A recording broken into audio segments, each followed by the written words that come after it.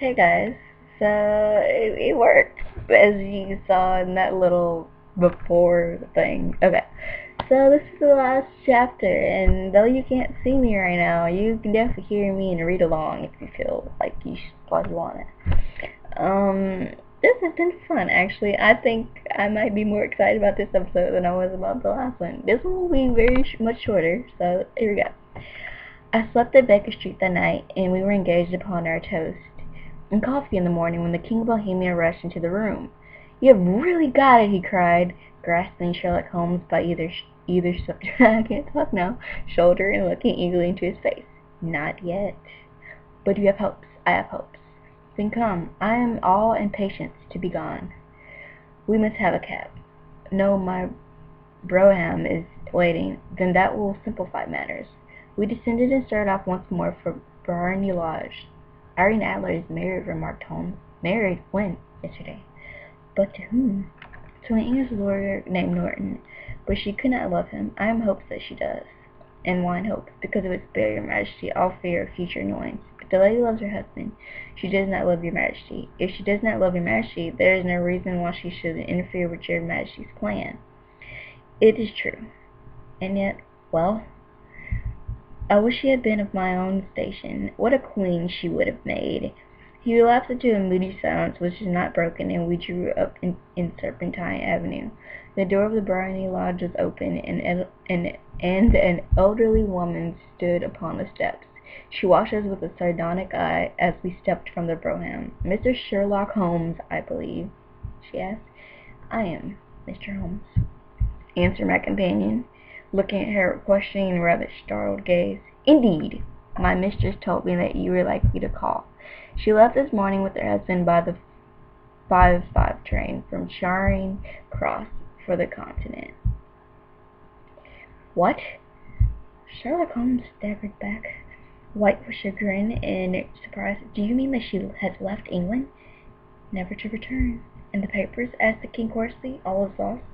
"We shall see." He pushed back the servant and rushed into the drawing room, followed by the King and myself. The furniture was scattered about in every direction, with dismantled shelves and open drawers, as if the lady had hurried ransacked them before her flight.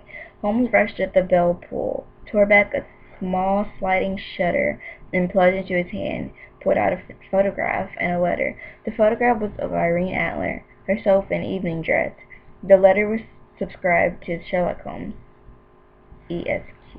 I always wonder what that meant. I'm actually not sure what that abbreviation is. For some reason, I want to say Esquire for some weird reason. Okay. To be left till called for. My friend tore it open, and we all three read it together. It was dated at midnight of the preceding night, and ran in this way: "My dear Mr. Sherlock Holmes, you really did it very well. You took me in completely. Until after the alarm of fire, I had not a suspicion. But then, when I found how I had betrayed myself, I began to think. I had been warned against you months ago. I had been told that if the King employed an agent, it would surely be you, and your address had been given me. Yet, with all this, you made me reveal that you wanted to know. Even after I became suspicious, I found it hard to think evil of such a dear, kind old clergyman. But you know, I have been trained as an actress myself. Male costume is nothing new to me. I often take advantage of the freedom which it gives. I sent John, the coachman, to watch you, ran upstairs, got into my walking clothes, as I called them, and came down just as you departed. Well, I followed you to your door, and so made sure that I was really an object of interest for the celebrated Mr. Sherlock Holmes. And then I, rather imprudently, wished you good night, and started for the Temple to see my husband. We both thought the best resource was flight, when pursued by so formidable an antagonist. So you will find the nest empty when you call tomorrow, and as to the photograph, your client may rest in peace. I love and am loved by a better man than he. The King may do what he will, without hindrance from one whom has cruelly wronged. I keep it only to safeguard myself, and to preserve a weapon which will always secure me from any steps which he might take in the future. I leave a photograph which he might care to possess, and I remain, dear Mr. Sherlock Holmes, very truly yours, Irene Norton Nee Adler. Oh, Irene. What a woman. Oh, what a woman, cried the King of Bohemia, when we had all three read this epistle. Did I not tell you how quick and resolute she was?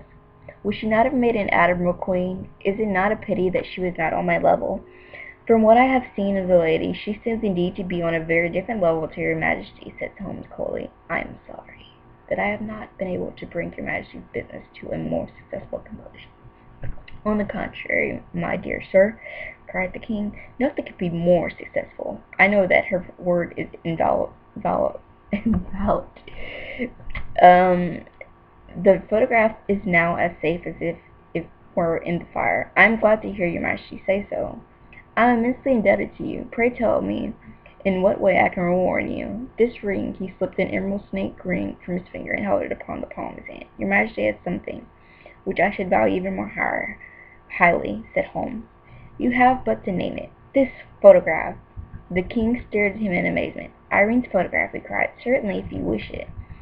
I thank your Majesty. Then there is no more to be done in the matter. I have the honor to wish you a very good morning. He bowed, and turning away without observing the hand which the King had stretched out to him, he set off in my company for his chambers. And that was how a great scandal threatened to affect the kingdom of Bohemia, and how the best plans of Mr. Sherlock Holmes were beaten by a woman's wit.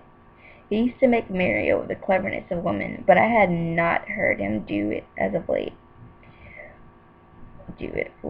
And when he speaks of Irene Adler, or when he refers to her photograph, it is always under the honorable title of the woman. There we have it, darlings. I hope y'all like that. I might read more of these. If you would like to see more, just let me know, and I will be sure to do it. I will see you guys soon. Bye.